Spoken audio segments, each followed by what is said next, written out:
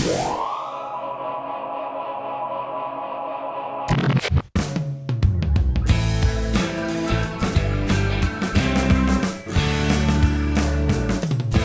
right, so we're here with Bill Abbott. He's president and CEO of Great American Media. How you doing, Bill?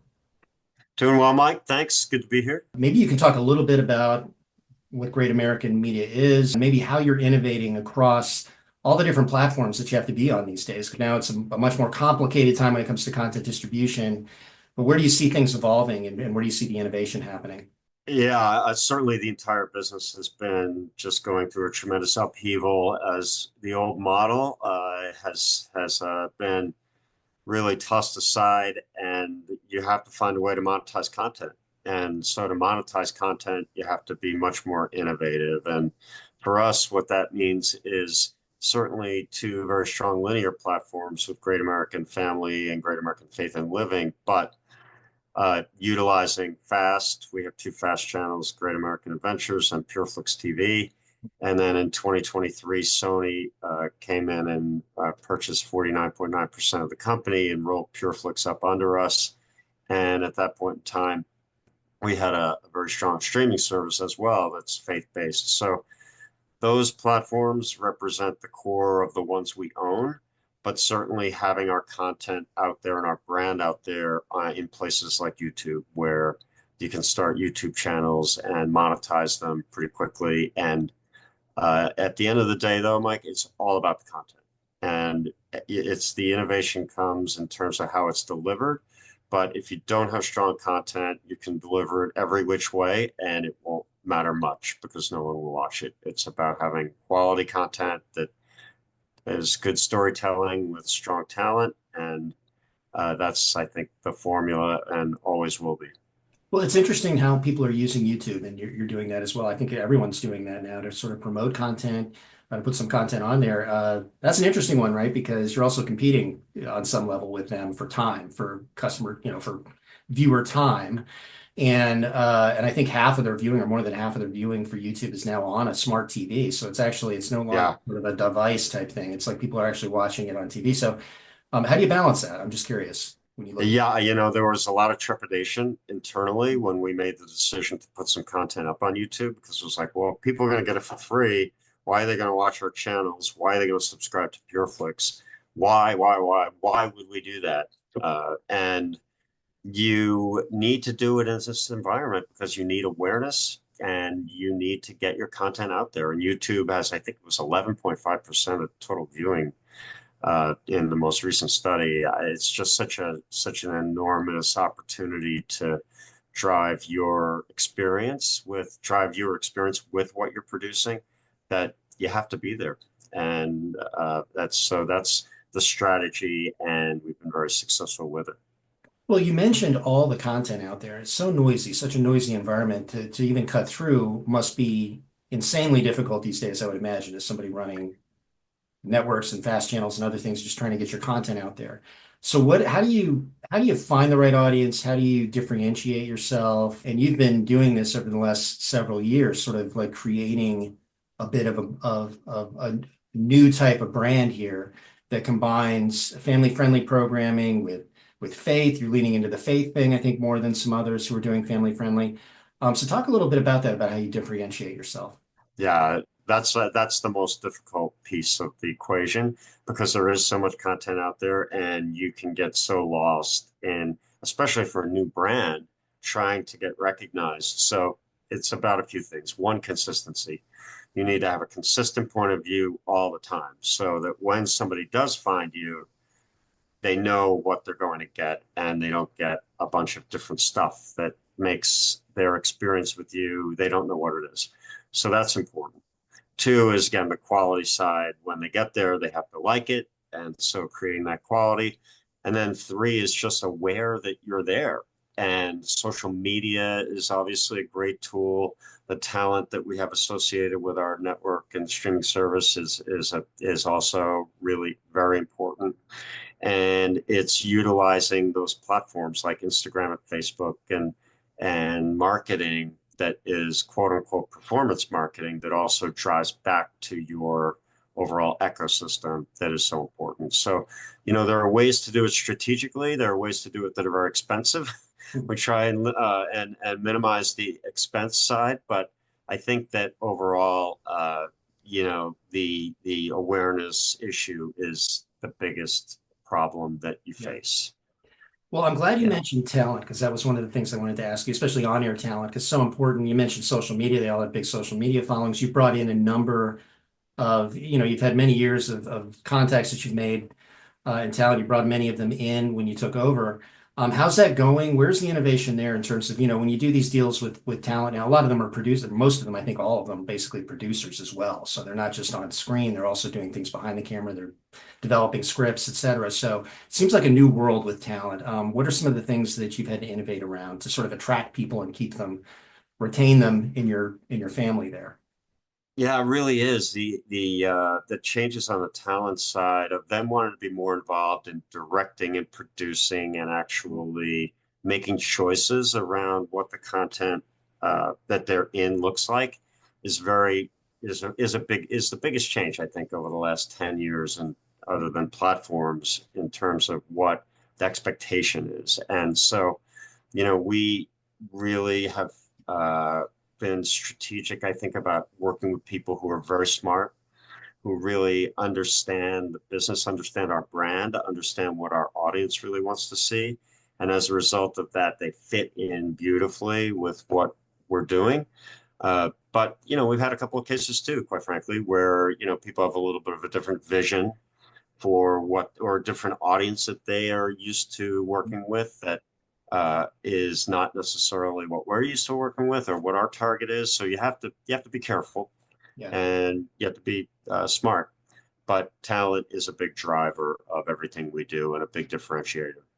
How do you handle that when there's a little difference there? I mean, do you do that before when you're in the talks stage before you actually sign the deal, or do you find some of that stuff out sometimes even after you sign the deal? Yeah, unfortunately, it's not that easy, Yeah.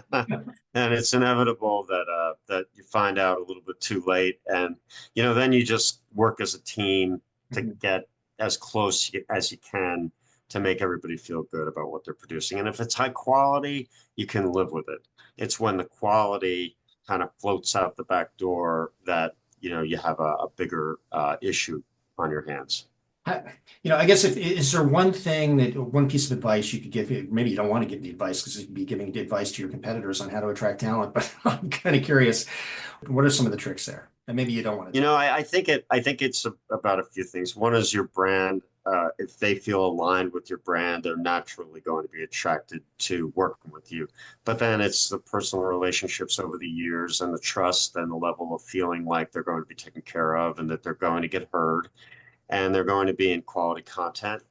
And then, I think that at the end of the day, people uh, really do, a lot of talent really does want to be associated with one place and one brand and make that kind of their home for the content that's produced. So it's not, I would say it's gotten easier actually over the years than it was initially when there were maybe less competitors in the overall ecosystem, but the competitors in the ecosystem were very focused on it. Now there isn't as much focus on it as there once was, and there's a lot more, I think, desire on the talent side to work exclusively in certain places. The changes in this industry in particular, so the speed in which they've happened, as much as people talk about it, it's under the radar how quickly it's happened and how the model has been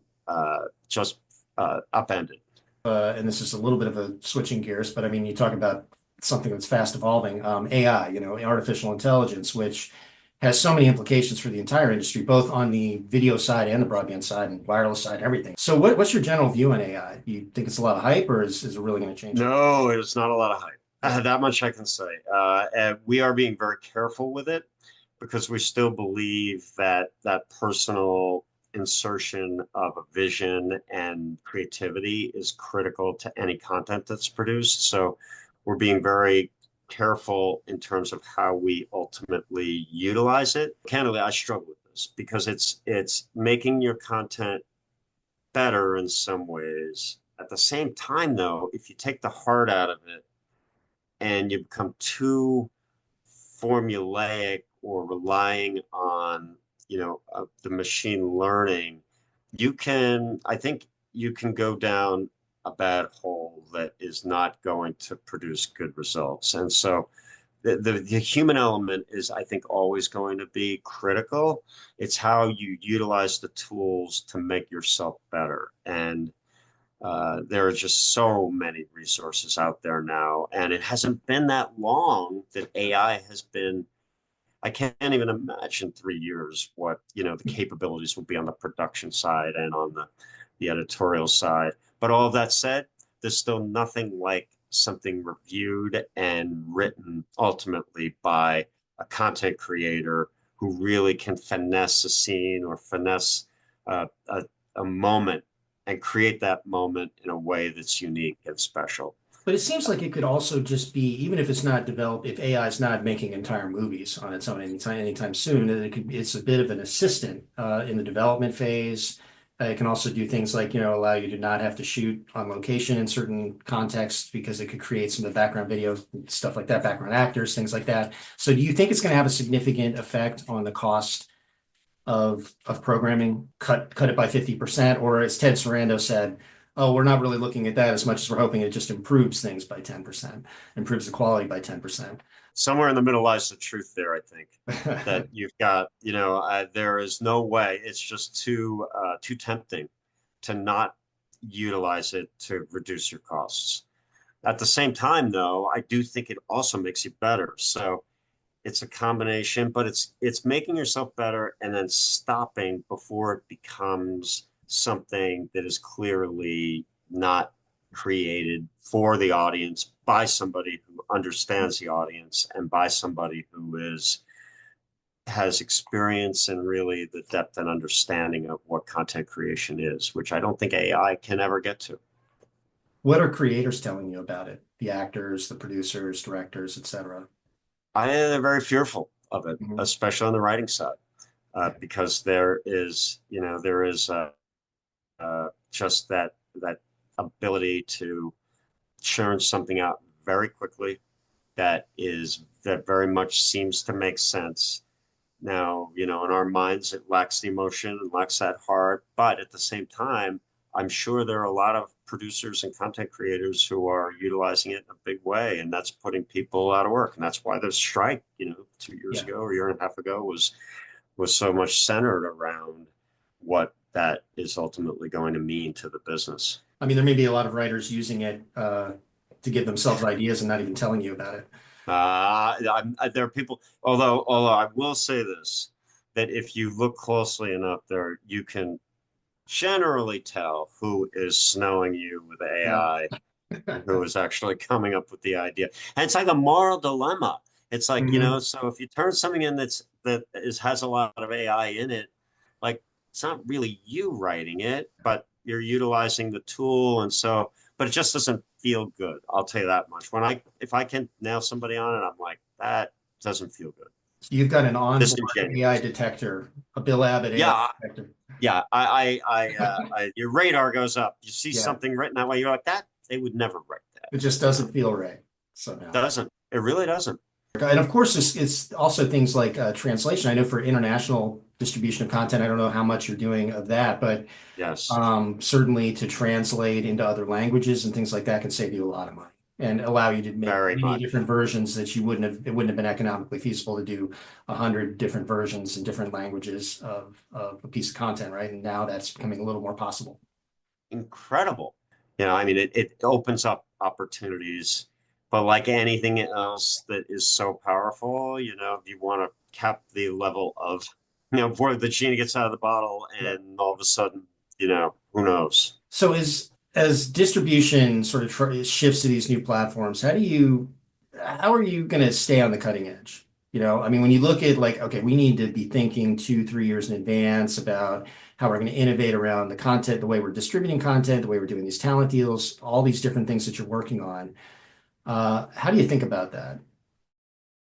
I think that establishing a community and a basis for your fan base and for the people who love what you do is so critical. We think of it as being an ecosystem in which we're migrating, gently, but at the end of the day, we're migrating viewers who watch and enjoy a linear experience to a streaming business. And so that means, I think, all kinds of different things, including potentially feeds of networks on your streaming platform, a lot of content that's more short form, Mhm. a lot of community things. We do a lot in the community front with things like book clubs and things like, programming points of view of from, the programming leaders. So we're working hard to, I hate the cliche, meet the viewer where they are or the Yeah. subscriber where they are, but we're doing the best we can to get them solidly within our ecosystem. It's really interesting, right, Bill? Because if you look at and totally different kind of content, but if you take Bravo, for example, they've done a pretty decent job of creating sort of a fandom around their Bravo celebrities or whatever they call them. I think they have a couple cruises, things like that. I mean, you trying to do, is there like a Great American Con that could come at some point? I mean, are you trying to do those type of events that bring people together? We did the Christmas Festival, the Great American Christmas Festival last year at UBS Arena in association with the Islanders. It was a great event that, we're looking at doing kind of an every other year thing and maybe traveling it around the country because our talent is so winning and they're so engaged and viewers love to meet them. So things like that are going to become more and more important to extend your brand, drive awareness, drive loyalty. Those are the things that make you successful at the end of the day. Yeah, I mean, and that goes back to what we were talking about, I think, with all the noise out there. You have to have, I guess, something to differentiate yourself and kind of that personal relationship with your viewers. It's critical. You think of brands that, back the cable industry became so successful because it had such strong brands that people knew exactly what they were going to get. And that's created by consistency and by being just relentless in terms of having that drumbeat. And it's the same thing with this new world that we're living in. It's just more challenging and there are more competitors. Yeah, it feels so different from the old days, though, because it used to be that customer relationship with a cable company, Yeah. kind of resold your content, right? And you didn't really have to have as an individual network back then, and we didn't have streaming back then. It was kind of like you didn't have to have that personal relationship with your audience. You certainly did branding, you had commercials and things like that, but it wasn't the same, right? I mean, you really didn't have No. all that work back then. No, it was more a general feeling and a Yeah. sensibility. Now it's a one-to-one direct relationship with that subscriber on the streaming side and that interaction. And that goes everywhere from the minute you sign onto the platform and the experience that you have all the way through watching a movie and then what follows it and what's recommended. It's a very much more complicated business for sure. Yeah. And do you think there are more advantages to that than disadvantages? Well, the margins, I don't think we'll ever get to 50% in Yeah. terms of profitability that we once saw on the linear cable side. So economically, I'm not so sure. Yeah. But I think from the viewer point of view, to be able to choose what they want to watch, when they want to watch it, how they want to watch it, as long as it's aggregated in the right way, then the advantage it's a much better business. But it's hard for the viewer too. Well, last question, Bill. What do you think the biggest challenge is that you face in the next couple of years? It's hard to even look more than 2 years out because things are changing so fast. But what do you think the biggest challenge is going to be for you and maybe for all content producers, content providers? So I think it's managing the linear decline and ensuring that you're not overcommitting to a place where, the business is changing so dramatically and really picking your spots. So, and that requires a lot of analysis, a lot of finesse, a lot of marketing, branding, and, and then, we haven't even gotten to in our case where awareness is just so critical. But between those pieces is really where our focus is. And then innovation, as you said at the start, Mike, it's innovation is critical because it's the business, as you said, is going to be so different in 2 years and 3 years and 4 years, and we want to be on the front end of it.